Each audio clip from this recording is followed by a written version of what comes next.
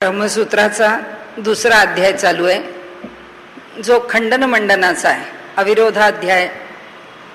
त्याच्यामध्ये सगळ्यांचा विरोध परास्त करून वेदांत मत हे कसं श्रेष्ठ आहे आणि ब्रह्म हेच कसं जगाचं कारण आहे, हा विषय सिद्ध करण्याकरता सर्व दार्शनिकांच्या बरोबर येथे वाद म्हणा किंवा चर्चा म्हणा किंवा त्यांचं मत परास्त करण्याकरता एक एक युक्तिवाद म्हणा, त्यांच्या मताला उत्तर देण्याकरता एक एक युक्तिवाद करून त्यांना उत्तर दिलेलं आहे. ही खंडन मंडनाची प्रक्रिया कशी चालते त्या संदर्भामध्ये अगदी बारकाव्याने आपण विषय आत्ता बघितला. याच्या पुढे आपल्याला इतका बारकावा घेण्याचं काही कारण नाही, कारण असं आहे की ते मत आता खंडन करताना फार वेळ लागणार नाही. कशी खंडन मंडनाची प्रक्रिया असते त्याकरता आपण इतका त्याच्यामध्ये अगदी लहान लहान लहान लहान गोष्टीचा कीस काढत, पण त्यांच्या फार क्लिष्ट पद्धतीने नाही, तरीही आपण कीस काढत काढत पुढे आलो. आता काल आपण ज्या ठिकाणी आलो आहोत, दोन मुद्दे महत्त्वाचे आहेत, जे या भागातली सगळ्यात महत्त्वाची सूत्र म्हणून ती समजली जातात. ती दोन सूत्र म्हणजे एक तर हे लोकवत्तू लीला कैवल्यम, आणि आज आपण जे सूत्र घेणार आहोत ते की ईश्वराला दिलेला वैषम्य आणि नैर्घृण्य हा दोष. तर ह्या दोन सूत्रांवरती, कारण ह्या दोन पातळीवरती म्हणा किंवा ह्या दोन सूत्रांच्या आधाराने म्हणा, सांख्यांचं निराकरण करण्याकरता किंवा त्यांना परास्त करण्याकरता आधी तर्क अप्रतिष्ठित आहे असं सूत्र व्यासांनी सांगितलं, आणि तर्क कसा अप्रतिष्ठित ठरतो, तो जर शास्त्रसंमत नसेल तर त्या तर्काला कसं स्थान राहत नाही, हे मोठ्या हिरहिरीने व्यासांनी त्या ठिकाणी आधी प्रतिपादन करून मग आता त्यांनी मांडणीला सुरुवात केली की लोकवत्तू लीला कैवल्यम, जे सूत्र आपलं चाललंय. काल जिथे आपण आलो की वेदांती असं म्हणतात, तुम्हाला ब्रह्म निमित्त आणि उपादान कारण होतं हे स्वीकारताना एवढी अडचण का येते, तुम्हाला एवढं ते क्लिष्ट का वाटतं, तुम्हाला त्या अडचणीचं का वाटतं, हे ब्रह्माला सहज आहे, ही त्याची लीला आहे. तर त्या सहजतेकरता काल आपण अनेक उदाहरणं घेतली की जसा मनुष्य सुद्धा व्यवहारामध्ये सहजतेने अनेक गोष्टी करतो, पुन्हा एका ब्रह्माने अनेक रूपामध्ये प्रकट होणं, अनेक रूपांनी व्यापून असणं, हे त्याचं वैभव आहे. आणि ह्या वैभवामध्ये त्याला काही अडचण नाही आहे. त्याचं जे मोठेपण आहे त्याचं मोठेपण त्यात सिद्ध होतं, त्याची समर्थता सिद्ध होते, आणि त्याचं एकमेवाद्वितीयत्व त्याच्यामध्ये सिद्ध होतं की त्याला दुसरं काही आवश्यकच नाही आहे. हे सगळं सांगताना त्यांनी त्याचं मोठेपण जे सांगितलं आहे, त्याचा जो महिमा प्रकट केला आहे की कारण काय आहे, त्यांना सिद्ध काय करायचं आहे की लीला आहे, भगवंतानी हे जग निर्माण केलं आहे, ही त्याची सहज लीला आहे. ते सिद्ध करण्याकरता ते म्हणतात की अहो, हे असं व्यवहारात होत नाही का की एखादा मोठा श्रीमंत आहे, त्याच्याजवळचे शेकडो रुपये गेले काय नाले काय त्याला काहीच फरक पडत नाही, त्याचं सामर्थ्यच इतकं मोठं आहे की त्याला काही फरक पडत नाही.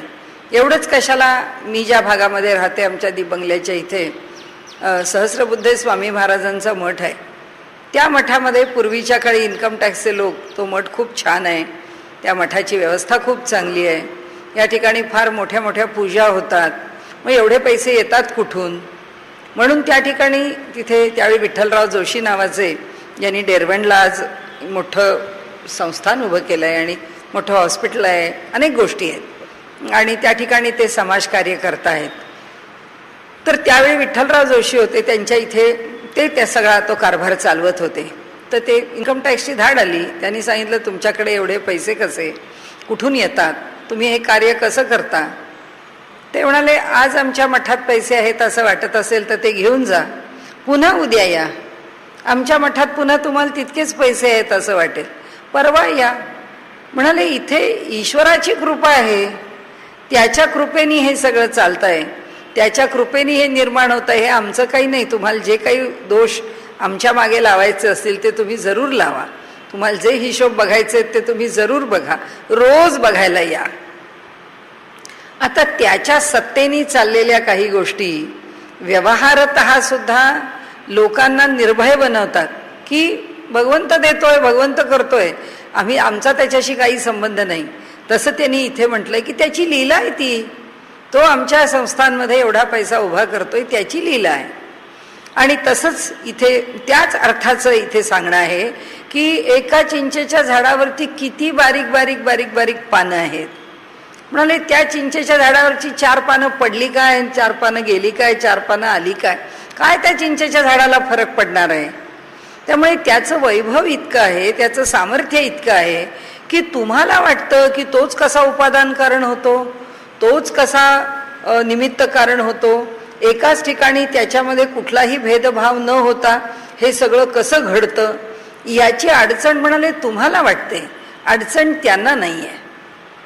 आणि त्यामुळे त्यांनी अनेक उदाहरणं दिली. आणि त्या उदाहरणानंतर त्यांनी असं म्हटलं की विश्वामध्ये सगळं अनुशासन दिसतं. म्हणजे त्यांना पुढे जो मुद्दा घेतलाय की लीला कशी आहे. मग आता देवानी जर अनंत कोटी ब्रह्मांड निर्माण केली तर त्या अनंत कोटी ठिकाणी काय देवाला क्षणाक्षणाला धावावं लागतं की काय, चला या ब्रह्मांडाचं कसं चाललंय, त्या ब्रह्मांडाचं कसं चाललंय, त्या ब्रह्मांडाचं कसं चाललंय हे बघण्याकरता त्याची धावपळ होते का. तर म्हणाले तसं होत नाही. कारण काय आहे, तो एक ब्रह्मांड निर्माण करतो आणि त्या ब्रह्मांडाबरोबर त्याची व्यवस्था लागलेली असते. त्याचं जे अनुशासन आहे ब्रह्मांडाचं ते स्वयंअनुशासन आहे. त्या ठिकाणी परमात्मा त्या ब्रह्मांडापुरता त्यांनी सगळं काही त्या ठिकाणी परिपूर्ण दिलेलं आहे. आणि त्यामुळे आता त्याच्याकरता उत्तरं कुठे दिली आहेत, उपनिषदांमध्ये दिली आहेत. उपनिषदांनी सांगितलंय की 2 प्रकारचे नियम ह्या जगामध्ये लावून दिलेले आहेत. एक प्रकारचा नियम आहे त्याला ऋत म्हटलेला आहे आणि दुसऱ्या प्रकारचा नियम आहे त्याला सत्य म्हटलेला आहे. हा जो ऋत नियम आहे, हा ऋत म्हणजे असं आहे की हे अपरिवर्तनीय गोष्टी आहेत की पाऊस येणार म्हणजे येणार, थंडी पडणार म्हणजे पडणार, एकामागून एक ऋतू येणारच, सूर्य रोज उगवणारच, चंद्राला क्षय आणि वृद्धी या स्वरूपामध्ये कला ह्या निर्माण होणारच. आणि चंद्रांच्या भिन्न भिन्न कलांमधून चंद्र पौर्णिमेला पूर्ण होणार आणि अमावस्येला तो दिसणार नाही, हे जे त्याचं स्वरूप आहे.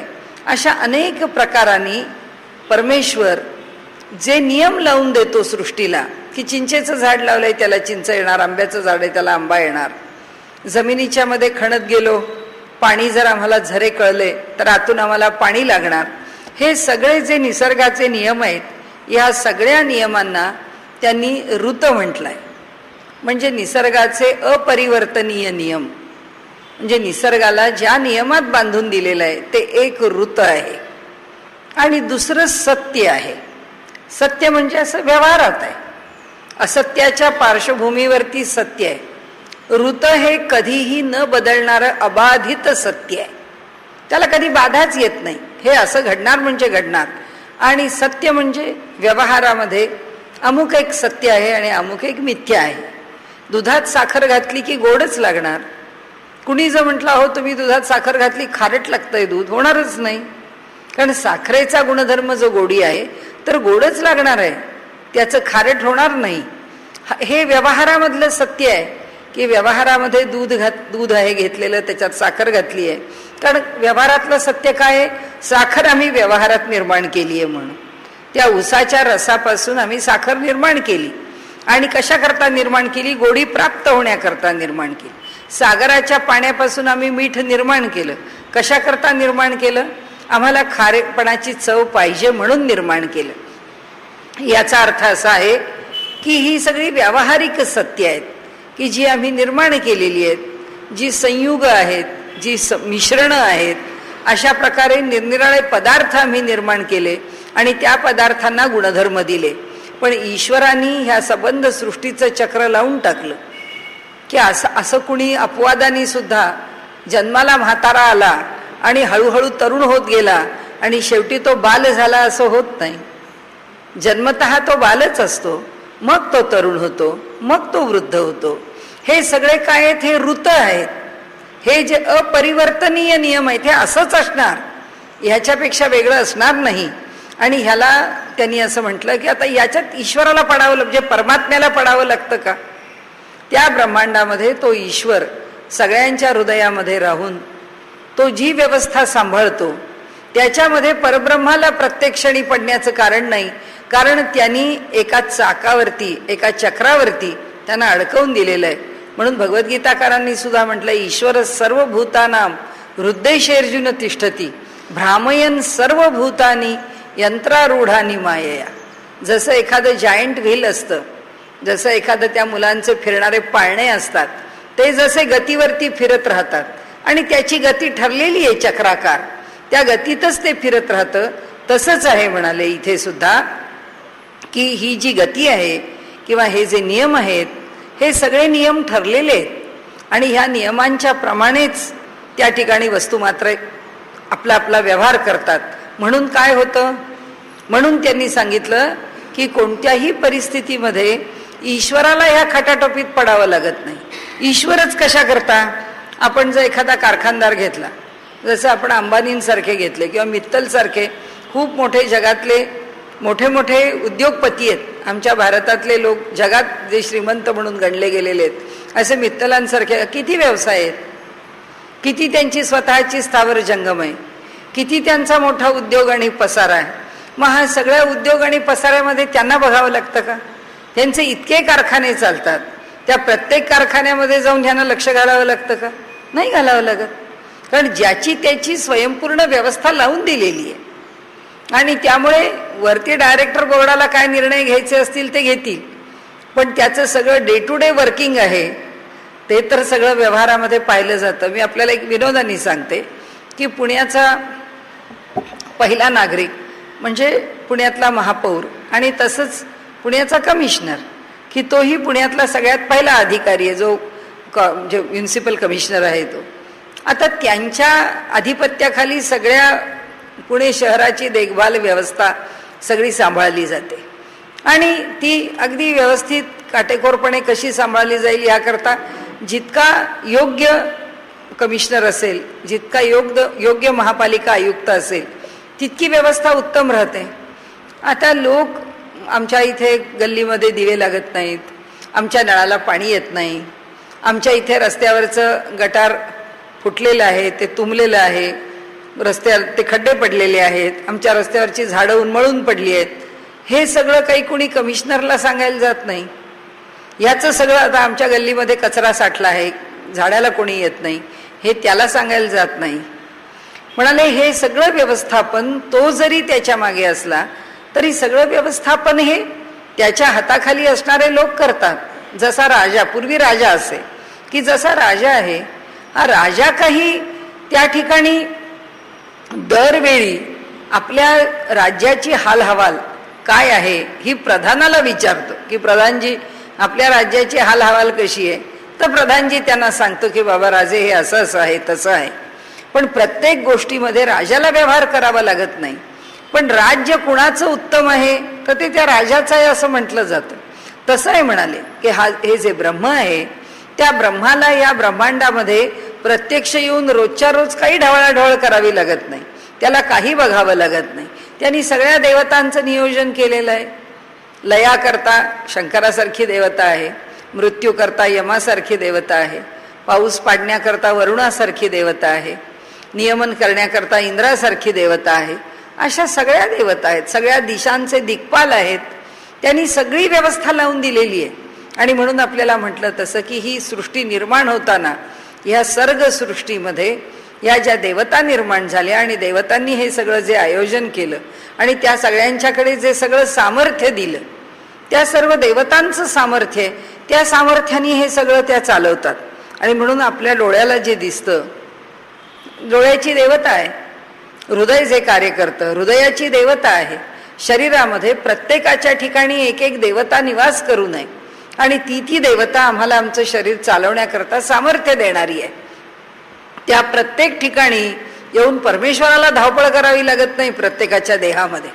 आणि त्यामुळे त्यांनी असं म्हटलं की विश्वामध्ये एक शिस्त आहे, एक अनुशासन आहे की जे आम्ही पाहतो, पण ते अनुशासन परमेश्वराने त्याच्या केवळ एका संकल्पाबरोबर, म्हणजे आता संकल्प हा सुद्धा जरा पुढचा शब्द झाला. आता इथे तर या सूत्रात त्यांनी सांगितलं त्याप्रमाणे लोकवत्तू लीला कैवल्यम, त्याची केवळ लीला आहे, केवळ लीला. की जसं जगात आम्हाला बघायला मिळतं की काही माणसाचे व्यवहार लीलया होतात, की एखाद्या माणसाच्याकडे प्रतिभाशक्ती एवढी असते की कुणी म्हटलं हो हे काव्य रचा, तर ताबडतोब तिथल्या तिथे काव्य रचतो. लांबचं कुणाचा हिशोबच करायला नको किंवा उदाहरण घ्यायला नको. तुकाराम महाराजांच्या ठिकाणी जेव्हा रामेश्वर भट्ट आले आणि ते म्हणाले की अहो तुम्ही असं काव्य लिहिता, वेदांचा तो अर्थ आम्हासीचा ठावा, एरांनी वहावा भारत याचा, एरांनी वहावा भारत याचा, याचा अर्थ असा झाला का की भार कोण वाहतं, गाढव वाहतो. म्हणजे आम्ही लोक जे वेद म्हणतो, घोकतो, आमच्या ठिकाणी ठेवतो, त्याचा प्रचार प्रसार करतो, विद्यार्थ्यांना संथा देतो, म्हणजे आम्ही काय गाढव आहोत? आम्ही जे शास्त्री लोक आहोत, पंडित लोक आहोत, वैदिक आहोत, ते काय नुसतेच आम्ही गाढवासारखे वेदांचा भार वाहतो आणि अर्थ फक्त तुम्हाला कळतो. त्याच्यावरती तुकाराम महाराजांनी सांगितलं बुवा, कायम या पामरे बोलावी उत्तरे, बोलविता धनी वेगळाची. मी काय उत्तर देऊ म्हणाले तुम्हाला, मी हे काव्य कसं लिहिलं, ते काव्य मी लिहिलंच नाहीये. भगवंत माझ्या मुखातून जे बोलवतो ते मी बोलतो, त्यामुळे मी तेच बोललेलो आहे. त्यामुळे मी असं काही कोणाचा अपमान करावा आणि अशी तर माझी धारणाच नाहीये. आपण सगळे मला वंदनीयच आहात, त्यामुळे मी कोणत्याही हेतून हे केलेलं नाही. रामेश्वर भट्ट म्हणाले बरं ठीक आहे, आपण माझ्याकडे या. आणि त्यांनी देहूहून त्यांना वाघोलीला बोलावलं.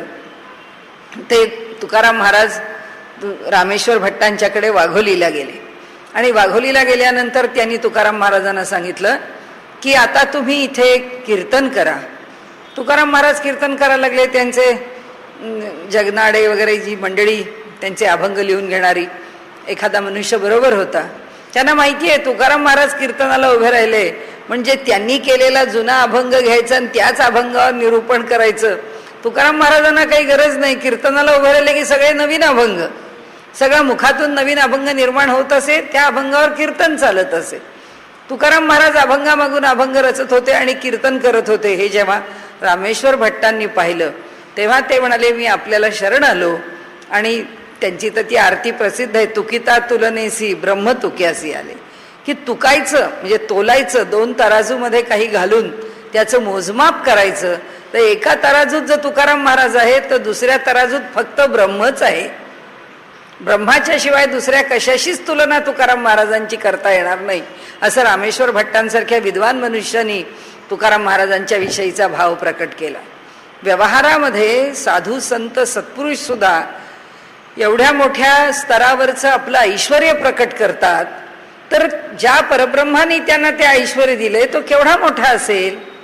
आणि म्हणून त्यांनी इथे म्हटलंय की त्या परब्रह्माला हे लीला आहे. सहज एखाद्या लहान बालकाचं, जन्मजात एखाद्या बालकाने आपला हात नाही तर पाय हलवावा आणि तो हलवल्यानंतर ती जी सहजता आहे, जी निर्हेतुकता आहे, जी निर्लेपता आहे, जे निष्प्रयोजनत्व आहे, ते सगळं ब्रह्मानी हे जग निर्माण करण्या काय प्रयोजन आहे? काही नाहीये. तो काय त्याच्यात गुंतलाय? तो काही गुंतलेला नाहीये. त्याचं काय खर्ची पडलंय? त्याचं काही खर्ची पडलं नाहीये. आणि म्हणून त्यांनी असं सांगितलं की ही सगळी नियंत्रणं जी आहेत ती सगळी ह्या विश्वाला आहेत. ह्या विश्वात येणाऱ्या प्रत्येकाला बंधन आहे. म्हणजे ह्या जगामध्ये भगवंतानी जन्म घेतला, ज्याला पूर्ण पुरुषोत्तम असं म्हटलंय, असा भगवान श्रीकृष्ण सुद्धा या जगात जन्माला आल्यानंतर तेव्हापासून आतापर्यंत देहधारण करून नाही राहिला. त्यांनी सुद्धा मर्त्यावतार मर्त्य शिक्षणम, आमच्यासारख्या मर्त्य जीवाला शिक्षण देण्याकरता अवतार सुद्धा मर्त्य धारण केला. म्हणजे त्यांनी सुद्धा देह सोडून दिला. का? कारण ह्या विश्वाच्या नियमात आले म्हणून. या विश्वाच्या नियमात म्हणजे जगात जन्माला आले, जगाचे नियम त्यांनी स्वतःला पण लावून घेतले. त्या नियमाच्या बाहेर ते राहिले नाहीत. नाही तर त्यांना काय अवघड आहे? कृष्णाने जर ठरवलं असतं ही पृथ्वीतल सोडून जायचंच नाही, तो कायमच राहू शकला असता. त्याला कोण मरण बाधणार आहे? त्याला त्याच्या पुढे यम काय करणार आहे? परंतु या विश्वाला एका अनुशासनामध्ये बांधलेलं आहे आणि हे जे अनुशासन आहे या विश्वाला मर्यादित आहे आणि त्याच मर्यादेत हे विश्व चालतं.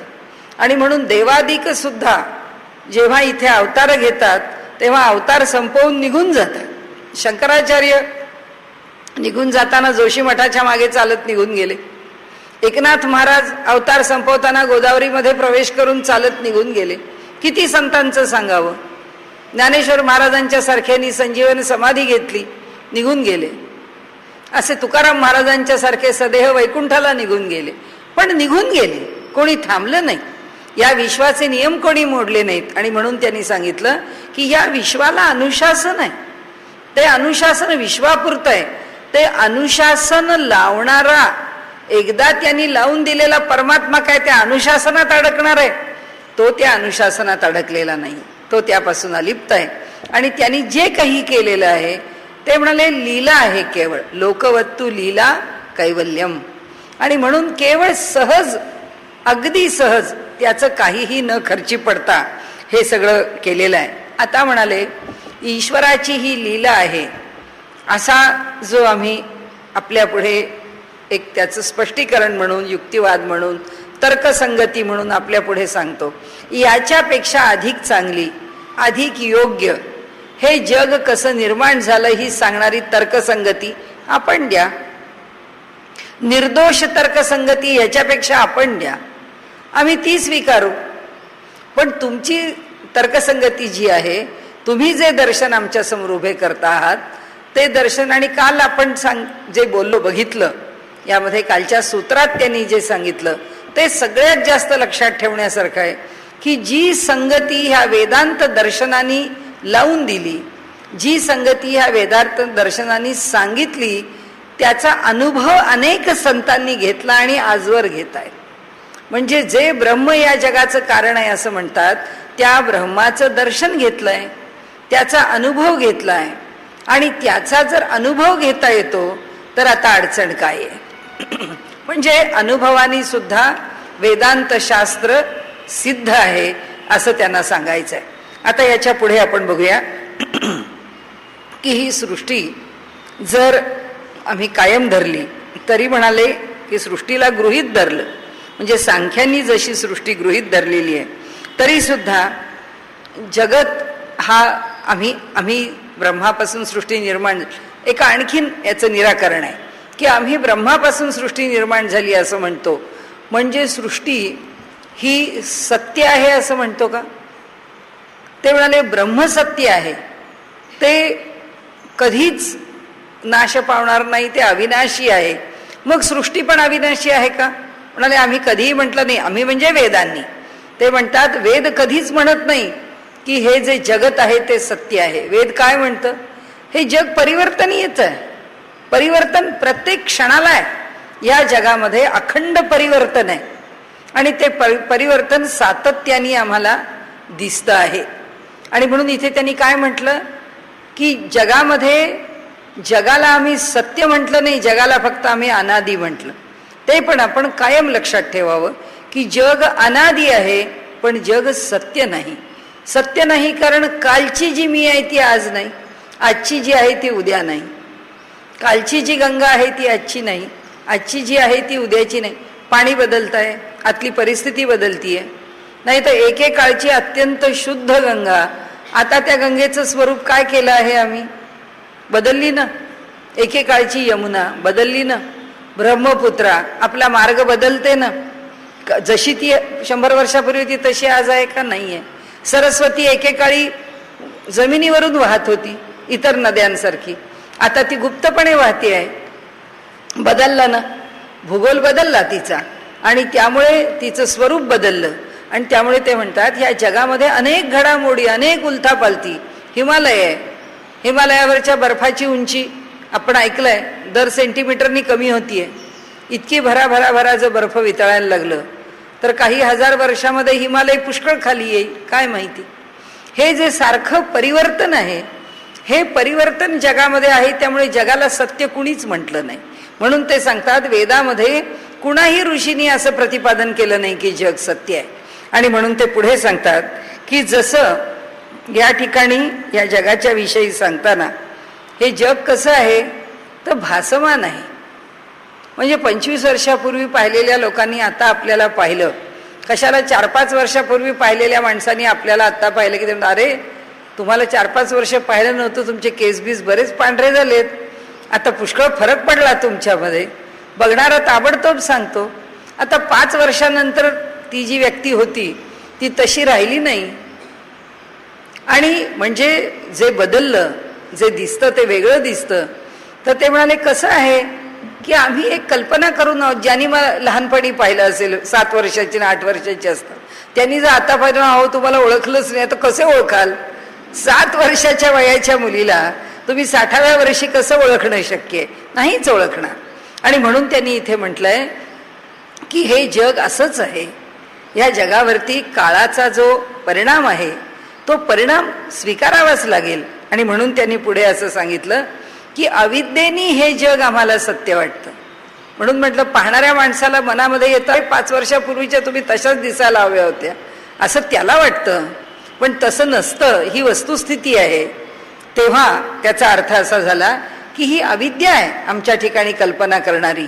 आणि म्हणून त्यांनी आणखीन एका वेगळ्या प्रकाराने सांगितलं की हे कसं असत्य असतं.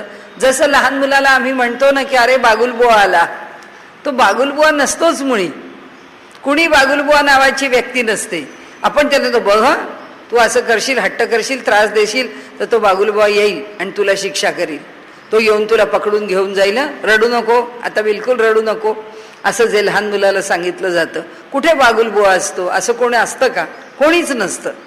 पण तसंच आहे. ते म्हणतात की शेवटी ह्या जगामध्ये हे जग असत्य आहे किंवा हे जग सत्य नाही हे सांगताना त्यांनी उदाहरणं सांगितली की वेद जाणू नये. वेदांनी असं विधान कुठंच केलं नाही. म्हणजे सांख्यांना ते म्हणतात तुम्ही आमच्यावर हे आरोप करू नका, आम्ही जगाला सत्य मानलं असा आरोप करू नका. आम्ही कायमच जगाला मिथ्या किंवा गच्छती ती जगत ही मुळी जगताची व्याख्याच आहे की जे जातं, रोज हलतं, रोज फिरतं, जे रोज लयाला जातं तेच जगत आहे. आणि त्यामुळे ते म्हणतात की आम्हाला ह्या सृष्टीचं दर्शन होताना आमची नजर भ्रांत आहे. म्हणून आम्हाला दिसतं ते अविद्या, माया किंवा अज्ञानाने दिसतं आणि त्याचे निष्कर्ष आम्ही काढतो. आता ते आता ते पुन्हा एका ठिकाणी येऊन थांबतात आणि आता सूत्राचा म्हणजे संपवतात की ब्रह्म ह्याच्याशिवाय कुणालाही परमार्थतः अस्तित्व नाही. आणि म्हणून ते म्हणतात की तो एकटा एकच जर आहे तर त्याला तुम्ही जग कसं निर्माण केलं आणि त्याला कसं निर्माण करता आलं आणि त्याला निमित्त कारण कसं होता आलं, कसं उपादान करण्यात आलं, ही चर्चा तुम्ही करू नका. आणि असं म्हणून त्यांनी सांगितलं की जेव्हा तुम्ही ब्रह्मसत्तेमध्ये तत्वज्ञानाचा विचार करता, सृष्टीचा विचार करता, सृष्टी निर्मितीचा विचार करता, तेव्हा एका ब्रह्माशिवाय दुसरा विचार करता येत नाही. पण जेव्हा तुम्ही नुसता सृष्टीचा विचार करता, आता जर आम्हाला कोणीतरी आमचा जर विषय वनस्पतीशास्त्र असेल आणि आम्हाला जर कोणीतरी बागेत नेलं आणि बागेत नेल्यानंतर प्रत्येक झाड जे आहे ते कोणतं आहे विचारलं तर उत्तर असं आहे का? अहो त्याच्यात काय वेगवेगळ्या झाडांचं वर्णन करायला सांगता, सगळं काही ब्रह्मच आहे. तिथे सगळं काही ब्रह्म नाही आहे. तिथे चाफ्याचं झाड चाफ्याचंच आहे, जरबेरा जरबेराच आहे, तिथे सूर्यफूल सूर्यफूलच आहे, तिथे गुलाब गुलाबच आहे, मोगरा मोगराच आहे, जाई जुई वेगळी वेगळीच आहे. आता आम्ही सृष्टीत आलो, सृष्टीत आल्यानंतर विविधता स्वीकारलेलीच आहे आणि त्या विविधतेतच ज्ञान करून घ्यायचं आहे. पण ब्रह्माच्या ठिकाणी गेल्यावर विविधता माना म्हटलं तर तत्वज्ञान म्हणतं होणार नाही. ब्रह्माच्या ठिकाणी सगळी सृष्टी ब्रह्मरूप आहे, पण सृष्टीचा विचार करताना सगळी सृष्टी वैविध्याने नटलेली आहे. आणि मग ते सांगतात हा सगळा विषय लक्षात घेऊन परमेश्वराने हे जग कसं निर्माण केलं ती केवळ त्याची लीला आहे ही धारणा आपण आपल्या ठिकाणी पक्की ठेवा. असं म्हणून हा जे ह्या सूत्राचा जो विषय आहे तो इथे थांबवला. आणि आता पुढचा जो विषय आहे वैषम्य नैर्घृण्ये न सापेक्षत्वात तथाही दर्शयती. म्हणाले विषमता आणि निष्ठुरता हे दोष ईश्वराला लागत नाहीत आणि हे दोष दिसतात असे म्हटले तर त्यासही विशिष्ट कारणे असतात असे श्रुती सांगते. म्हणजे काय आहे की देवानी ही सृष्टी निर्माण केली आहे, याच्यामध्ये विषमता निर्माण केली आहे का? हा एक प्रश्न. केली आहे का नाहीच म्हणत, विषमता निर्माण केलीच आहे. आणि दुसरं का केली? कारण तो निष्ठुर आहे म्हणून, तो दयाहीन आहे म्हणून, तो क्रूर आहे म्हणून त्यांनी हे निर्माण केलं. तर म्हणाले त्याच्याकडे हे दोन दोष येतात. म्हणाले ईश्वर ह्या सृष्टीचा निर्माता असून सुद्धा या सृष्टीमध्ये भेदभाव का दिसतो? म्हणाले आपल्या पायाखाली सुद्धा रोज लाखो जंतू चिरडले जातात. आम्ही दूध प्यायलो तरी अनेक बॅक्टेरियाज पितो, ताक प्यायलो तरी अनेक बॅक्टेरियाज पितो. आम्ही भाज्या खाल्ल्या तरी भाज्या चिरताना अनेक जीवांना मारतो, त्यांना फोडणीला टाकतो, त्यांना परततो, त्यांना शिजवतो, त्यांच्यावर अनेक प्रक्रिया करतो. म्हणाले हे जीव मुकाट्याने मरतात बिचारे, आमच्या पायातळी मरतात, आमच्या पोटात मरतात, आमच्या शिजवण्यात मरतात. असे किती कृमी कीटक आहेत. नुसता आम्ही श्वास घेतो, आमच्या श्वासाबरोबर किती जणांना आम्ही समाधी देतो, उच्छ्वास टाकतो. या सगळ्या आमच्या निसर्गातल्या क्रिया आहेत. म्हणजे असे काही जीव त्यांनी का बरं निर्माण केले की ज्यांना असं क्षणाक्षणाला मरावं लागतं? असे अब्जावधी जीव निर्माण केले आणि नागासारखे विषारी जीव निर्माण केले, सर्पासारखे विषारी जीव निर्माण केले, वाघसिंहासारखी क्रूर श्वापदं निर्माण केली. म्हणाले तर काही अगदी उपयुक्त जनावरं निर्माण केली की जे गाय आहे, बैल आहे, घोडा आहे, जो मानवाला अत्यंत उपयुक्त आहे. म्हणाले भूमी भागामध्ये सुद्धा भगवंतानी कसं निर्माण केलंय? दलदलीची बेटं निर्माण केली आहेत. म्हणाले खूप मोठमोठ्या दऱ्या निर्माण केल्या आहेत, मोठमोठे पर्वत निर्माण केलेले आहेत. त्याच्याच बरोबर म्हणाले सुंदर अशी उपजाऊ जमीन निर्माण केली आहे. त्याच्याच बरोबर वाळवंट आणि माळरानं आहेत. आपल्याला माहिती आहे जगामध्ये या सगळ्या लोकांना, ज्या वाळवंटाच्या भागामध्ये राहणारे लोक आहेत, त्यांना कसं त्या उंटावर बसून यावं लागतं, कसे वाळूचे वारे वाहतात किंवा वादळ उत्पन्न होतात, तेव्हा कसे प्राणी वाळूत तोंड खुपसून बसतात वगैरे वगैरे. हे सगळे जे प्रकार किंवा हे सगळे जे अनुभव आहेत जगामध्ये, हे सगळे भिन्न भिन्न अनुभव आहेत आणि ते माणसाला घ्यावे लागतात. आता ते म्हणतात तसंच तीक्ष्ण काटे आहेत, फुलं आहेत. म्हणाले पुष्कळ पाचोळा आहे, कचरा आहे, स्वच्छ उद्यानं आहेत, सुंदरता आहे, कुरूपता आहे. म्हणजे दैन्य, भीषणता, औदार्य, दुष्टता, अनेक प्रकार आहेत. म्हणाले काहींना भुकं मारावं लागतं, तर काहींना जेवलेलं अन्न पचवता येत नाही इतकं भोजन होतं. काही जण राजमंदिरामध्ये चैन करतात, तर काही रस्त्यावर झोपतात. कुणाला शरीर सशक्त लाभतं, तर कुणी अत्यंत रोगट असतात. कुणाच्या जीवनामध्ये काही आहे, काही नाही, असं घडतं. म्हणाले कधी काही मिळतं, काही मिळत नाही, असा जो विरोधाभास आहे आपल्याला दिसतो. सद्वर्तनी माणसं दिसतात, दुर्वर्तनी माणसं दिसतात, मूर्ख लोक दिसतात, खूप विद्वान लोक दिसतात, पुष्कळ प्रयत्न करणारे दिसतात, पुष्कळांना प्रयत्न करून यश मिळत नाही, पुष्कळांना आपोआप जीवनामध्ये सुख मिळतं. हा सगळा पूर्वपक्ष चाललाय बरं का. आणि म्हणतात की पुन्हा जो अयोग्य मनुष्य आहे, ज्याला काही येत नाही, असे मोठे मंत्री होतात, असे मोठे अधिकार पदावर जाऊन बसतात. आणि जे अधिकारी आहेत, योग्य आहेत, अशा लोकांना कोणतंही अधिकारपद मिळत नाही. ज्याच्या अंगात काहीही गुण नाहीत असा मनुष्य अहंकारी असतो, आणि जो अत्यंत गुणांनी संपन्न असतो तो सुद्धा अत्यंत विनम्र असतो. म्हणाले दुष्ट, पातकी, स्वार्थी, मत्सरी अशा प्रकारचे लोक जगामध्ये आपल्याला दिसतात. आणि त्यांच्याच बरोबर असे सज्जन असतात की ज्या सज्जनांना हे असं काही वागता येत नाही, त्यांना मात्र हे दुष्ट लोक सुखाने जगू पण देत नाही. माणसाला सुख पाहिजे आहे, आत्ता पाहिजे आहे, आत्ता मिळालं तर बरं आहे असं वाटतं, तेव्हा सुख पळून दुसरीकडे जातं, म्हणजे दूर पळतं, लांब जातं, त्याच्यापासून दूर जातं.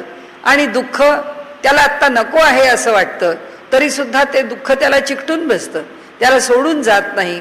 असं ह्या जगामध्ये घडतं. चोऱ्या, माऱ्या, बलात्कार, हत्या काय होत नाही. म्हणाले जिद्दीने, बळजबरीने अनेक गोष्टी या जगामध्ये होतात. कुणाचे मार्क कमी होतात, कुणाला एखाद्या स्थानावरून काढून टाकलं जातं बळजबरीने, कुणाला नापास केलं जातं, कुणाला नोकरीवरून काढलं जातं, कुणाला बळेच मारलं जातं. म्हणजे बलात्काराचे प्रसंग काय थोडे आहेत. बलानी लोक काय काय अत्याचार करतील काही सांगता येत नाही. म्हणाले आणि स्वार्थाने तर या जगामध्ये जे धिंगाणा घातलाय त्याला तर काही अंत नाही. सगळ्या प्रकारची पातकं करून लोक सुखाने जगत असतात. पातकं करताहेत असं दिसतं, तरी त्यांचं बरं चाललंय, त्यांची सत्ता जात नाही, त्यांची संपत्ती जात नाही, त्यांच्या कीर्तीला धक्का लागत नाही. आणि म्हणाले निष्पाप माणसाच्या मागे मात्र दुःख लागतात. एखादा मनुष्य कुठलाही गुन्हा करत नाही, तरी सुद्धा त्याला पकडून त्याच्यावर बळजबरी करून त्याला तुरुंगात टाकून त्याला दोषी ठरवून त्याला आयुष्यातून उठवतात, त्याला नोकरीवरून काढतात, असे प्रकार होतात म्हणाले. कधी कधी अतिवृष्टी होते. आपल्याला माहिती आहे लेहला कसं झालं. त्या ढगफुटीमध्ये आपण थक्क झालो बातमी ऐकून किंवा पाहून टी व्हीवरती. 15,000 लोक एका वेळी बेघर व्हावेत आणि ज्यांच्यावरती आपत्ती यावी त्या लेह प्रकरणामध्ये. केवढी भयानक गोष्ट आहे.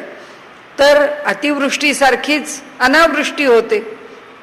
घरातल्या गुरांपासून सगळे मरतात. त्यांनाही जिवंत राहण्यासारखी परिस्थिती राहत नाही. अमाप जीविताची हानी होते, वित्ताची हानी होते, भूकंप होतात. आता काल तर बातमी आपण ऐकली की नवी मुंबई, ठाणं आणि मुंबईत सुद्धा भूकंप झाला. त्यांनी काही हानी झाली नाही, पण म्हणजे काय त्या भूकंपाचं कारण आपल्याला माहीत नाही. पण 2.2 रिश्टर स्केलचा भूकंप झालेला आहे तिथे. ज्वालामुखी होतात म्हणाले, अपघात होतात, वारंवार लोकांच्या वरती बळी जाण्याचा प्रसंग येतो. आता भगवंतानी हे निर्माण केलं आहे, तो इतका जर कर्तुम अकर्तुम अन्यथा कर्तुम आहे, तर त्याच्या सृष्टीमध्ये हे सगळे दोष का, असा प्रश्न सांख्यांनी विचारलाय. आणि म्हणून ही विषमता का. भगवंत क्रूर असला पाहिजे, तो निर्घृण आहे, म्हणूनच त्यांनी हे असं निर्माण केलेलं आहे. ज्याच्या हातामध्ये सगळी सत्ता आहे त्या देवानी असं करावं का बरं, असा प्रश्न विचारलाय. त्यांनी सांगितलं की त्यांनी अगदी सुख, स्वास्थ्य, सौंदर्य, आबादी आबाद, अगदी आबादानी पाहिजे सगळीकडे, असं का झालं नाही. प्रसन्नता आणि माधुर्य का आम्हाला दिसत नाही, असा जेव्हा मनुष्य विचारतो तेव्हा वेदांत यांनी सांगितलंय, तुम्ही तुमच्याकडे बघा, तुम्ही देवाला कशाला विचारता. म्हणाले, तुम्हाला जर खरंच नीट काही जाणून घ्यायचं असेल तर तुम्हाला काहीतरी इथे गृहीत धरावं लागेल. आणि ईश्वराने हे जग निर्माण केलेलं आहे. या जगामध्ये ईश्वराने हे निर्माण केलं काय, हे असं घडण्याला कुणी कारण आहे, हेही तुम्हाला शोधावं लागेल. म्हणाले, बाकीचं जाऊ द्यावं. म्हणाले, माणूस जो खेळ निर्माण करतो, ईश्वराने तर लीला या सृष्टी निर्माण केली आहे, त्याचा अगदी निर्हेतुक खेळ आहे असं जर म्हटलं, ही जर त्याची लीला आहे म्हटलं, माणसाने तर स्वतः करता कर्मणुकी करता खेळ निर्माण केलाय. तर त्यांनी प्रश्न विचारलाय की बुद्धिबळाच्या खेळामध्ये प्रधान आहे, राजा आहे, उंट आहे. म्हणाले, याच्यामध्ये घोडा आहे, घोड्याची चाल वेगळी आहे, उंटाची चाल वेगळी आहे. उंट तिरका चालतो, घोडा 2.5 घर जातो. हत्ती आहे तो सरळ कितीही चालतो. म्हणाले, असं का. मग ही विषमता खेळामध्ये का. सगळेच सारखे का नाही धावत, सगळ्यांना सारखी जाण्याची गती का नाही दिली. सगळेच जर सारखे तर उंट तिरका का, घोडा 2.5 घर का, हत्ती सरळ का. म्हणाले, आम्ही सारीपाटाचा खेळ खेळतो, तर आमच्या सोंगट्या आहेत, ज्या कटावर बसले तिला कोणी मारू शकत नाही, आणि बाकीच्या ठिकाणी असलेल्या सोंगट्यांना का मारावं लागतं. आणि म्हणाले, ते खेळण्याकरता आम्ही कवड्या घेतो, त्या कवड्यात उलट्या पडल्या का सुलट्या पडल्या त्याच्यावर दान बदलतं. आणि म्हणाले, आम्ही ते दान देताना वेगळं वेगळं दान का घेतो. मग ही विषमता खेळात कशा करता. म्हणाले, माणसाची ताकद आजमावण्याकरता मुष्टियुद्ध गेलं. त्या बॉक्सिंग म्हणा, मुष्टियुद्ध म्हणा, त्याच्यामध्ये एक जायबंदी होतो, एक जखमी होतो. हुतुतू सारखा खेळ आहे, हातपाय मोडतात. मग का खेळ निर्माण केला. म्हणाले, असा एकही खेळ माणसानी जगात निर्माण केला नाही की ज्या खेळामध्ये दोघेही जण खेळणारे जिंकतात. म्हणाले, कुणीतरी हरतो, कुणीतरी जिंकतो. आज आपल्याला माहिती आहे, वीरेंद्र सहवागची बातमी आज सकाळपासून आहे की भारत आणि श्रीलंकेच्या खेळामध्ये भारत पुढे जाईल की नाही असं वाटलं होतं, कारण श्रीलंकेला हरवल्याशिवाय तो पुढे जाऊ शकणार नव्हता. आता तर तो सेकंड टॉपर आहे, त्यामुळे नंबर 2च्या क्रमांकावर आता तो खेळणार आहे. परंतु जेव्हा जिंकण्याची वेळ आली त्यावेळी शेवटचा बॉल मात्र श्रीलंकेच्या बॉलरनी नो बॉल टाकला आणि सेवागनी त्याच्यावरती सिक्सर मारली. त्याच्या 99 रन्स झालेल्या होत्या. त्याच्या सिक्सरमुळे त्याचं शतक झालं असतं. मग त्याचं शतक होऊ नये म्हणून त्यांनी नो बॉल टाकला, कारण काही झालं तरी हे जिंकतच होते. शेवटचाच बॉल होता, त्याच्यावर सिक्सर मारली, त्यामुळे 1 रन मिळणारच होती. नो बॉलची 1 रन मिळणार होती, ते जिंकणारच होते. म्हणजे जाता जाता या माणसाचं शतक होऊ नये, सेंचुरी होऊ नये म्हणून त्यांनी नो बॉल टाकला. आणि आज सगळी त्याच्यावरती चर्चा चालू आहे. वीरेंद्र सहवागनी सुद्धा आपलं मत दिलं की माझी सेंचुरी होऊ नये म्हणूनच मुद्दाम टाकलं. भारतीय प्लेयर्सनी म्हटलं हे मुद्दाम असा खेळ. अरे हा माणसाचाच खेळ आहे आणि खेळच आहे, त्या खेळामध्ये इतकी हिरहिरी आणि जिद्द का? मग त्यांनी विचारतात की दोन बाजू आहेत, त्यातल्या एकाला जय आणि एकाला पराजय का? माणसाला जर समता पाहिजे, ईश्वराच्या ठिकाणी वैषम्य आहे म्हणतात, ईश्वर विषमता निर्माण करतो, तर तुम्ही का खेळात विषमता निर्माण करता? तुम्ही असा समसमान राहणारा खेळ निर्माण करा ना, की ज्या खेळामध्ये दोघंही जिंकले, ज्या खेळात दोघांनाही बक्षीस आहे, ज्या खेळात दोघांनाही सारखे मार्क आहेत. पण म्हणाले असं होत नाही, हार जीत करायला सांगतात आणि शेवटी जो हारला आहे त्यांनी आपली हार स्पोर्ट्समन स्पिरिटनी घ्यावी असं म्हणतात, की स्पोर्टिली घ्या, की खिलाडू वृत्तीने पराजय स्वीकारा. अरे खिलाडू वृत्तीने पराजय स्वीकारा तर जगामध्ये दिसणारी विविधता तुम्ही का नाही खिलाडू वृत्तीने स्वीकारा? जगात पण वैविध्य आहे, जगातली विविधता पण स्वीकारा. भगवंतानी जे जगामध्ये निर्माण केलंय त्याचं वैविध्य तुम्हाला खिलाडू वृत्तीने का नाही स्वीकारता येत? या ठिकाणी हा प्रदेश दलदलीचा आहे, आपल्याला माहिती आहे. चुकून जर कोणी दलदलीत पडला तर तो खाली खाली खाली रुतत जाऊन दलदलीत मरून जाईल, त्याला वरती येता येत नाही. मग भगवंतानी दलदल का निर्माण केली? सगळीकडे लॉन्स हिरवळ का नाही निर्माण केली? अरे तो दलदलीचा प्रदेश आहे तर तिथे जाऊ नका आणि तुम्ही स्पोर्टिंगली स्वीकार करा की बाबा हा प्रदेश आपल्याला जाण्याकरता नाही आहे, हा आरक्षित भाग आहे, की ह्या भागामध्ये जाऊ नका असं म्हटलंय.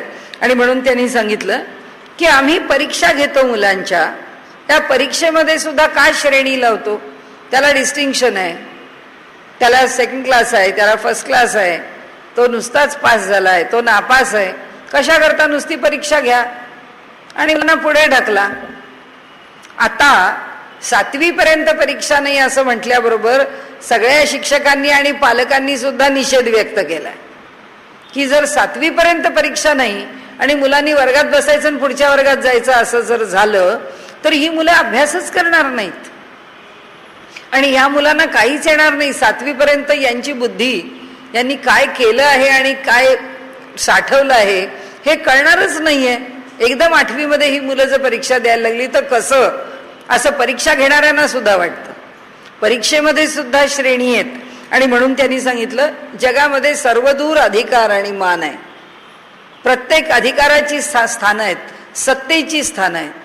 पंतप्रधान म्हणजे मुख्यमंत्री नाही, गृहमंत्री म्हणजे राष्ट्रपती नाही.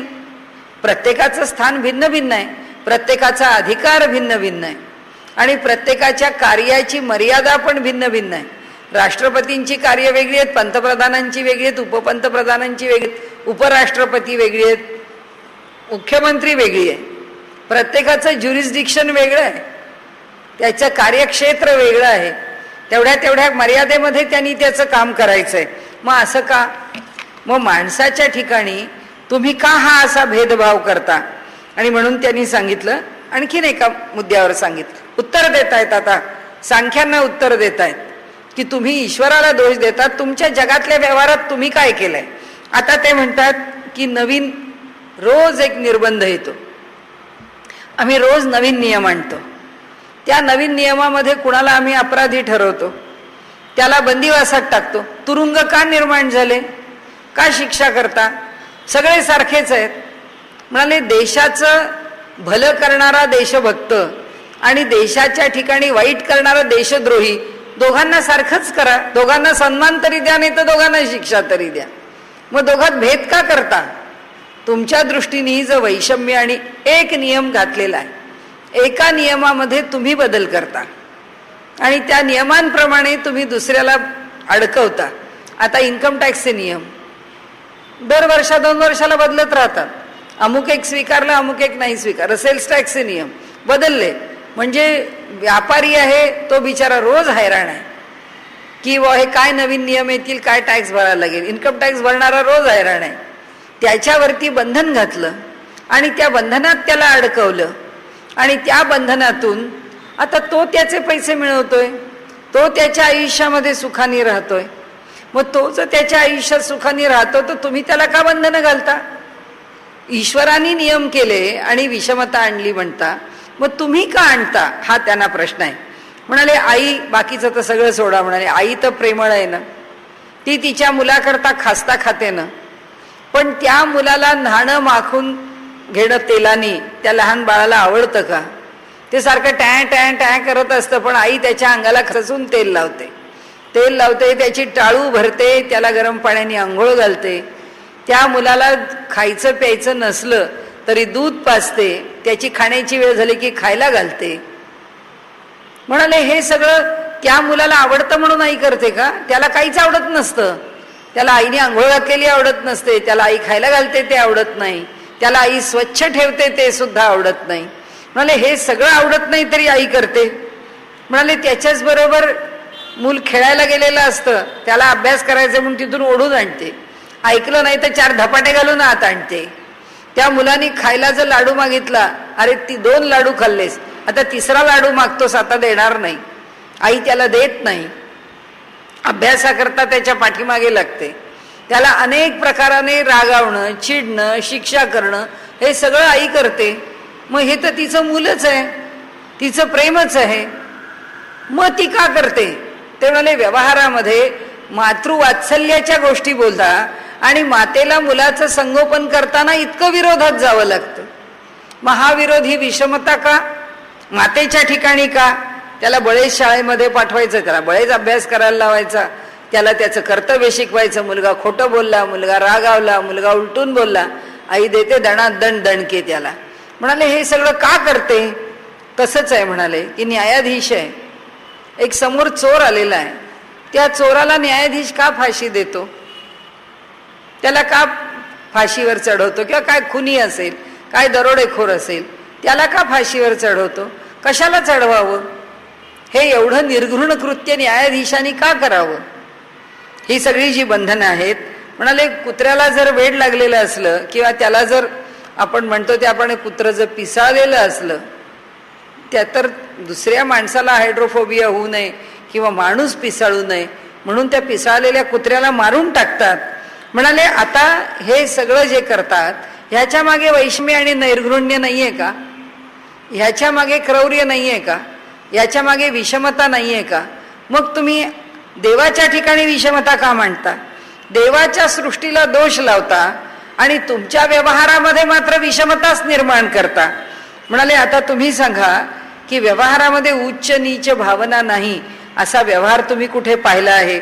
म्हणाले अहो नाटककार नाटक रचतो, ते रंगभूमीवर आणतो आणि ते जे रचलेलं नाटक आहे त्या नाटकामध्ये सुद्धा कधी मुलाला मारतो, कधी नवऱ्याला मारतो, कधी बायकोला मारतो, कधी काही मुलीवर येऊ नये तसे प्रसंग आणतो आणि नाटक लिहितो. आणि ते सगळं असं भयानक दुःखानी क्रौर्यानी म्हणजे नैर्घृण्यानी भरलेलं नाटक लोक चवीचवीनी पाहतात. उलट नाटककाराला म्हणतात काय समाजातली समस्या घेतली, वा काय नाटक लिहिलंय, काय त्याच्यामधले प्रसंग आहेत, काय कारुण्य आहे, म्हणाले त्याचं वर्णन करतात. आणि त्या नाटककाराला तुम्ही फार चांगला आहे असं म्हणता आणि ईश्वराच्या सृष्टीमधली विविधता जी आहे तिला मात्र वैषम्य म्हणून दोष देता. म्हणाले हा दोष तुम्ही कसा देता? म्हणाले तुम्ही त्या नाटककाराला चांगलं म्हणता. आता तुम्हाला माहिती आहे की जे शेवट आहेत एकेका सिनेमाचे एकेका नाटकाचे, ते शेवट तसेच ठेवा, असे बदला, असे सांगणारे कितीतरी लोक आहेत की म्हणाले हे जे नाटक आहे, आता काही सिनेमे तुम्हाला माहीत असेल, कयामत से कयामत तक, एक दूजे के लिए, असले सिनेमे बघून मुलांनी आत्महत्या केल्या आहेत पुष्कळ. मग आता ज्यांनी ही कथा लिहिली त्याला कधी कुणी पकडलं? त्याला कधी कुणी शिक्षा दिली? उलट लोकांनी हे सगळे अजरामर सिनेमे, जुना एक आह सिनेमा होता त्याच्यामधल्या हिरोला TB सारखा त्यावेळी दुर्धर असणारा रोग होतो आणि मग त्याचा जो शेवट आहे तो लोकांनी सांगितलं हा दुःखद शेवट पाहून लोकांना त्रास होतो आहे. आधी तो सिनेमा त्या दुःखद शेवटामुळे लोकांच्या मध्ये फार प्रसिद्ध पावला आणि मग लोकांना ते दुःख नको वाटायला लागलं म्हणून त्या सिनेमाचा शेवट बदला म्हणून सांगितलं, पुन्हा त्याचा शेवट बदलला. म्हणजे हे जे काय प्रकार आहेत ना, म्हणजे नाटककार काय लिहितो ते किती खोटं आहे, करणारा अभिनय करतो, त्याच्यावरून लोक आपला जीव देतात, हे सगळं जगात घडलेलं आपण चवीपरीने बातम्या ऐकतो. हा नाटककार लहरी झाला ना. कालचा जो शेवट होता तो आज बदलला. मग त्यांनी जे लिहिलं होतं ते कायम का नाही राहिलं? त्याचा शेवट त्यांनी बदलला का? लोकांना बरं वाटतंय म्हणून, लोकांच्या मनोरंजनाकरता, त्याचं मोठेपण सांभाळलं जावं म्हणून. पुन्हा त्यांनी नाटक लिहिलं तर लोकांनी पाहावं म्हणून. हे सगळं नाटककाराचं जे लहरीपण आहे, ईश्वराच्या सृष्टीमध्ये जे घडतं आहे ते लहरीपणाने घडत नाहीये. इथे वेदांती सांगतात की जसा नाटककार वाटेल तसं, त्याच्या मनास येईल तसं कथानक रचत जातो. त्याचं सगळ्यात उत्तम उदाहरण म्हणजे आत्ताच्या सगळ्या टीव्हीवरच्या सिरियल्स आहेत. त्यांना चांगला TRP मिळाला की त्या सिरियल वाटेल तशाच भरकटावा म्हणून सांगून दिलेलं असतं. जोपर्यंत त्या सिरियल्सला जाहिराती मिळत आहेत तोपर्यंत ती लांबवा लांबवा, आणि मग त्यांच्या ज्या दिवशी लक्षात येतं की आता ह्या सिरियलला कोणी पाहत नाहीये, याला आता भाव नाही, एका दिवसात सगळी सिरियल बंद होते. एका तासात सिरियल बंद करून दुसरी सिरियल सुरू करतात.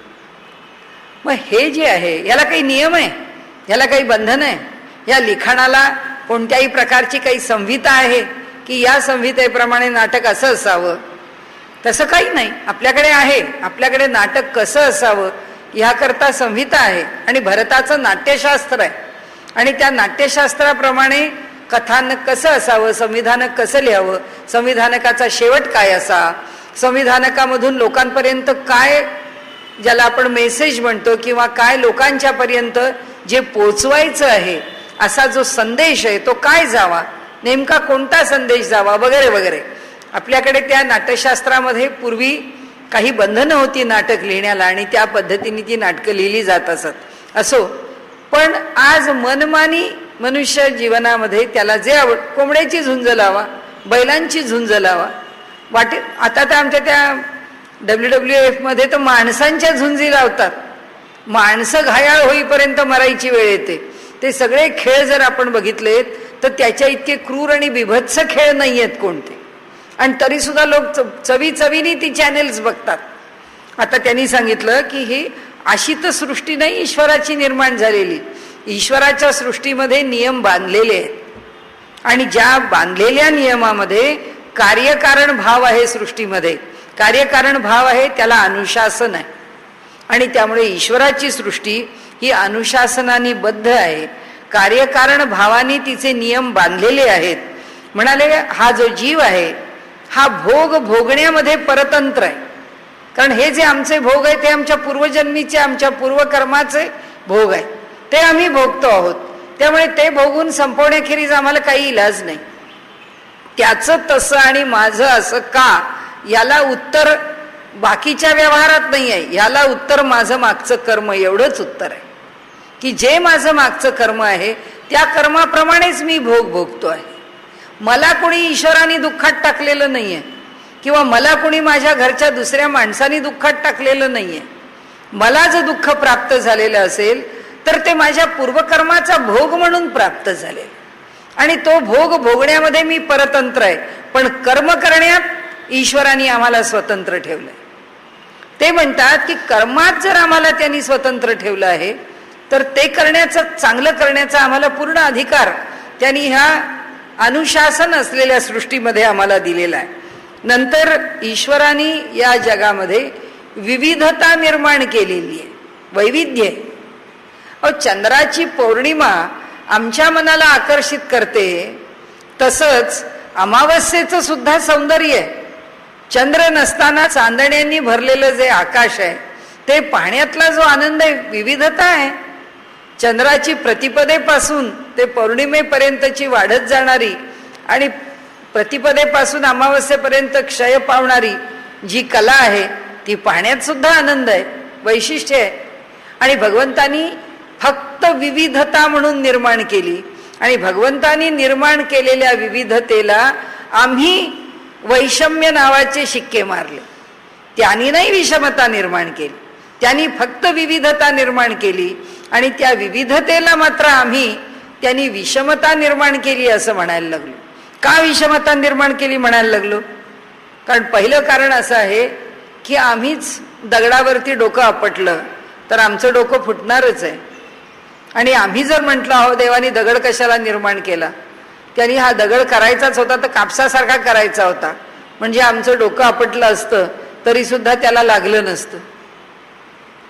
आता देव म्हणतो की ह्या जगामध्ये मी कापूसही निर्माण केलाय आणि दगडही निर्माण केलाय. आता डोकं ठेवताना ते उशीवरती कापसाच्या उशीवर ठेवायचं का डोकं ठेवताना ते दगडावर ठेवायचं हे तुम्ही ठरवा. आणि कापसाच्या उशीवर ठेवून ते आपटायचं का दगडावर ठेवून आपटायचं हा तुमचा विषय. ते तुम्हाला कर्माचं स्वातंत्र्य आहे, ते तुम्ही घेतलेलं आहे. आता इतके अपघात होतात, काय करणार. आम्हाला जर 2 व्हीलर पाहिजे आणि त्या 2 व्हीलरचा वेग जर 100 km/h खाली नकोच आहे, तर आता त्याचे होणारे जे ॲक्सिडेंट्स आहेत, अपघात आहेत, स्वीकारा. ज्याची सुख आणि सोय आम्ही स्वीकारलेली आहे त्याच्याच बरोबर त्याचे जे विपरीत परिणाम आहेत ते स्वीकारलेच पाहिजेत. आम्हाला जेवताना जर भरपेट नाही, अगदी पोटाच्या वर जेवायची हौस आहे तर जेवा. मग नंतर पोटामध्ये आयास सायास बेचैनी सगळे त्रास व्हायला लागले तर भोगा. कारण ज्याची अपेक्षा करता आहात, जे पाहिजे आहे त्याला जर तुम्ही नियमात बांधायला, अनुशासनात बांधायला तयार नाही तर त्याचे होणारे परिणाम आम्हाला भोगावेच लागतील. म्हणाले आम्ही हा एक भाग जाणून बुजून केलेल्या चुकांमुळे आम्हाला जर काही भोगावं लागलं तर त्याच्यात ईश्वराचा दोष नाही आहे, दोष आमचा आहे. दुसरा एखादा माणूस म्हणेल की अहो चुकून झालं, गर्दीचा रस्ता आहे, वाहनं रस्त्यावरून चालू आहेत, रस्त्याला फुटपाथ आहे, फुटपाथवरून चालायचं सोडून जर रस्त्याच्या खाली येऊन आम्ही चालायला लागलो आणि एखाद्या माणसाच्याकडनं आम्हाला स्कूटरचा नाही तर मोटरसायकलचा धक्का लागला तर आपण म्हणायचं का की अहो हे काय आहे, माझी काही चूक नाही, तो माणूस येऊन मला धडकला. पण त्या माणसाच्या वाटेमधनं आम्ही का चाललो. आम्ही जर रस्त्याचे नियम पाळून चालायला लागलो, वागायला लागलो, उलट आहे. आम्ही म्हणू आम्ही रस्त्याचा नियम पाळून चालतो आहोत, समोरचा माणूस रस्त्याचा नियम पाळून चालत नाहीये आणि तो वेडावाकडा वागतो आहे म्हणून त्याच्यामुळे माझ्यावरती हा अपघात ओढवून घेण्याचा प्रसंग आला. या समाजाचे एक घटक आहोत म्हणून, ज्या समाजात आम्ही राहतो त्या समाजाने अनुशासन सांभाळलं नाही म्हणून ते अनुशासन सांभाळलं जावं इतका त्या समाजाचा जो कोणी समाजाचं निर्बंधन करणार आहे किंवा बंधन समाजाचं सांभाळणार आहे, निर्बंध घालणारा आहे आणि अनुशासन करणार आहे तो समर्थ नाही म्हणून, पोलीस खातं समर्थ नाही म्हणून, शासन व्यवस्था समर्थ नाही म्हणून, जागरूक नाही म्हणून, प्रामाणिक नाही म्हणून त्याचे परिणाम भोगावेच लागतील. सगळंच कर्म काही तुमचं तुम्हाला भोगावं लागत नाही, दुसऱ्याचे दोष सुद्धा भोगावे लागतात, कारण त्याच्या सहवासात आम्ही येतो म्हणून. मराठीतली म्हण उत्तम आहे, असंगाशी संगन प्राणाशी गाठ, अशी आमच्याकडे म्हण आहे की आम्हीच असंगाशी संग केलेला आहे, की आम्हीच ज्या समाजात राहतो तो बेशिस्त समाज आहे, त्या बेशिस्त समाजाचे परिणाम भोगावे लागतील. त्यात ईश्वराने काय केलं. अपघात होता त्यात ईश्वराने काय केलं, दुखणी वाढली ह्यात ईश्वराने काय केलं. आम्ही प्रदूषण वाढवलं, दुखणी झाली. आम्ही आमच्या देशाच्या बाबतीत जागरूक राहिलो नाही. आज आम्ही असं समजतो की आज आंतरराष्ट्रीय पातळीवरती कुणी हातात शस्त्र घेऊन युद्ध करणार नाही आहे. आज जे युद्ध आहे ते बायोलॉजिकल वॉर आहे आणि या बायोलॉजिकल वॉरमध्ये काय आहे तर ही सगळी जी जंतू आहेत अनेक रोगांचे, ते जंतू आमच्या देशात आणून प्रसृत करून टाकायचे. आत्तापर्यंत आम्ही चिकुनगुनियाला बळी पडत होतो. आता काय झालंय, आता ते चिकुनगुनियाचा जरा एक सौम्य भाऊ आलेला आहे. 2-3 दिवसाचा ताप येतो, व्हायरलच आहे, ताप येतो, सांधे आखडतात, पण चिकुनगुनिया इतके आखडत नाहीत, पण त्याच्या जवळजवळ नेतात. व्हायरसचं स्वरूप बदललं. हे कोण आणतो. आमच्या देशामध्ये हे रोग कोणी आणले. प्रदूषणाने आणले, बाहेरून आणले, बाहेरून आले आणि ते जावेत ह्याची जर आम्ही योजना केली नाही तर ईश्वराला का दोष देता. ते म्हणतात ह्यात ईश्वराने काय केलं. बहुतांशी संकटातून आम्ही बाहेर पडू शकतो, आमच्या हिकमतीने बाहेर पडू शकतो. आम्हाला आमच्या जबाबदारीवरती, आमच्या व्यवहारावरती, आमच्या कर्मावरती विश्वास ठेवून आम्ही अनेक बाबतीत यशस्वी होऊ शकतो. आणि ते मात्र आम्ही करत नाही आणि दोष मात्र ईश्वराला देतो. ते म्हणाले आम्हाला ते सांगू नका, आम्ही ते मान्य करत नाही. ईश्वराला वैषम्य आम्ही मान्य करत नाही. आता दुसरी गोष्ट, ही जी विषमता दिली आहे त्याच्यामध्ये खत आहे. आता खत आम्हाला जर झाडांना घालायचं आहे, ते झाडांना घालायचं खत जर का आम्ही बैठकीवर आणून टाकलं, आमच्या बसण्याच्या जागेवर आणून टाकलं, तर दोष आमचा आहे, त्या खताचा नाही आहे. झाडाला खत पाहिजेच आहे, पण ते खत कुठे आणि कसं वापरायचं हा प्रश्न आहे. अनेक औषधी आहेत की ज्या औषधींना अल्कोहोल आवश्यक आहे. आमच्या सगळ्या व्हिटॅमिन्स, आमच्या सगळ्या टॉनिक्समध्ये अल्कोहोलच आहे. अल्कोहोलच्या बेसवरतीच ही औषधं तयार होतात. पण माणूस ते चांगलं असं अल्कोहोल जर रोज पिऊन तर्र व्हायला लागला तर देवानी काय करावं? त्या अल्कोहोलचं सेवन जर तो करायला लागला तर देवानी काय करावं? देवानी नाही वैषम्य निर्माण केलं, देवानी विविधता निर्माण केली. आणि म्हणून ते सांगतात की काळा रंग आहे, काळे पण आवश्यकच आहे. केस काळेच राहिले पाहिजेत. केस पांढरे झाल्यावर लोक म्हणत आहो तुम्ही म्हातारे दिसायला लागला. केसांच्या ठिकाणी काळाच रंग पाहिजे. आणि चेहऱ्यावरचा रंग जितका गोरा असेल तितका अधिक चांगला आहे. दोन्हीलाही सौंदर्य आहे. काळ्याच्या ठिकाणी पण सौंदर्य आहे आणि पांढऱ्याही रंगाचं सौंदर्य आहे. पण पांढरा रंग केसावर आणि काळा रंग तोंडावर आला तर सौंदर्य राहणार नाहीये. हे वैषम्य नाहीये, ही विषमता नाहीये, हा निसर्ग आहे. आम्ही आमचा रंग काळा का करून घेतला, आम्ही आमचे केस पांढरे का करून घेतले, हा आमचा विषय आहे. आणि त्यामुळे त्यांनी असं म्हटलं की अशा विविधतेला आपल्याला सांगते की काळा रंग जेव्हा कातडीवर सुद्धा येतो, त्याही रंगाचं सौंदर्य ब्रिटिश लोकांनी वर्णन करून ठेवलंय. ब्रिटिश मंडळी जेव्हा हिंदुस्थानमध्ये आली तेव्हा त्यांनी असं म्हटलंय की आमच्या दक्षिणेमध्ये असणाऱ्या मद्रास प्रांतापासून दक्षिणेचा खालचा पट्टा, तिथे राहणाऱ्या लोकांची जी काळ्या रंगाच्या वरती असणारं तेज आहे त्याला त्यांनी असं वर्णन केलंय की दिस इज ब्लॅक वेल्वेट, की अगदी मखमलीसारखा काळा रंग आहे हा. या काळ्या रंगाची चमक आहे आणि याचं सौंदर्य आहे ते गोऱ्या रंगाला सुद्धा येणार नाही. म्हणजे भगवंतानी प्रांताप्रांतामध्ये रंग जरी वेगळे निर्माण केले तरी त्याच्यात सौंदर्य निर्माण केलंय आणि आम्ही त्याच्यात विषमता पाहतो. असो, आता आणखीन हा विषय पुष्कळ मोठा आहे, त्यात आपण थोडासा विचार उद्या करू आणि ह्या सूत्राबरोबरच कर्माचा थोडा विचार करू. आणि सांख्यांच्या बरोबर सांख्यांनी जे लादलेले अनेक अनेक आरोप आहेत ते सगळे आरोप उद्या संपून आपला हा पहिला भाग संपेल त्यातला. आणि याच्या पुढचे जे भाग आहेत त्या भागांच्याकडे बघताना आपली भूमिका थोडी वेगळी राहील. आत्ता ज्या पद्धतीने आपण बघत गेलो ना अगदी बारकाव्याने, कारण काय खंडन मंडन कसं चालतं त्या पद्धतीने आपण पुढे आलो. आता याच्या पुढे त्या त्या सूत्राचा बरोबर जो काही आपण सार म्हणू ते घेऊन बरोबर वेदांत्यांनी काय उत्तर दिलं तेवढं उत्तर बघायचं आणि पुढे जायचं. त्याच्यावरती आता फार चर्चा करायची नाही. त्याचं कारण असं की काही वेळा तोच विषय पुन्हा येतो आणि म्हणून त्याची ज्याला आपण पुनरावृत्ती म्हणू ती टाळण्याकरता आपण त्या पद्धतीने पुढे जाऊ. आणि उद्याला हा पहिला अध्याय म्हणजे पहिला भाग त्यातला असं म्हणू, या अध्यायाचा पहिला किरण आपण उद्याला याच्याबरोबर संपवूया.